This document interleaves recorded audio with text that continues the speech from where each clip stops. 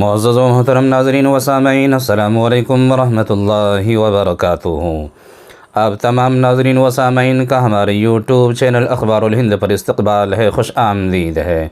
ناظرین و سامعین، کافی دنوں کے بعد پھر سے آپ حضرات کی روبرو ہونے جا رہا ہوں اور آپ حضرات کی خدمت میں ایک بہت بڑی خبر رکھنے جا رہا ہوں۔ ناظرین و سامعین، دارالعلوم دیوبند کے متعلق ایک بہت ہی اہم خبر لے کر آپ حضرات کی خدمت میں حاضر ہوا ہوں، اور یہ خبر بہت ہی دلوں کو سکون پہنچانے والی ہے کہ غزوہ ہند فتویٰ پر NCPCR چائلڈز کمیشن کی جانب سے اٹھائے گئے ہنگامے پر میرٹھ پولیس نے دارالعلوم دیوبند کی ویب سائٹ پر فتویٰ کے حوالے سے سہارنپور کی ضلع مجسٹریٹ رپورٹ پیش کر دی ہے۔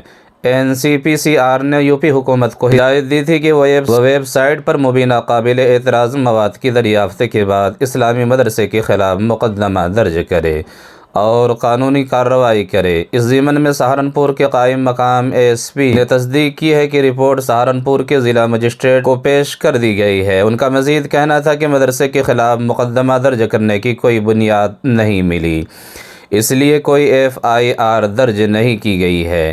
وہی دارالعلوم دیوبند کے ترجمان اشرف عثمانی صاحب نے فون پر ہندوستان ٹائمز سے بات کرتے ہوئے کہا ہے کہ ادارہ میں جمعرات کو ختم ہونے والے شورا اجلاس میں اس معاملے کو پیش کیا گیا۔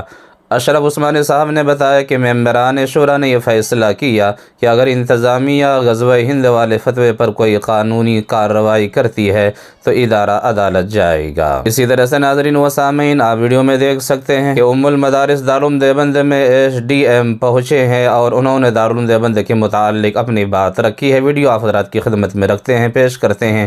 آپ سے گزارش ہے کہ ویڈیو کو آخر تک ضرور ملاحظہ فرمائیں۔ دارالعلوم میں لگاتار ہم لوگ آتے رہتے ہیں، یہاں آ کر تمام پرکار کی چرچائیں ہوتی ہیں اور امن چین کے لیے، شانتی کے لیے یہاں پر ہمیشہ دارالعلوم سے پیغام جاتا ہے۔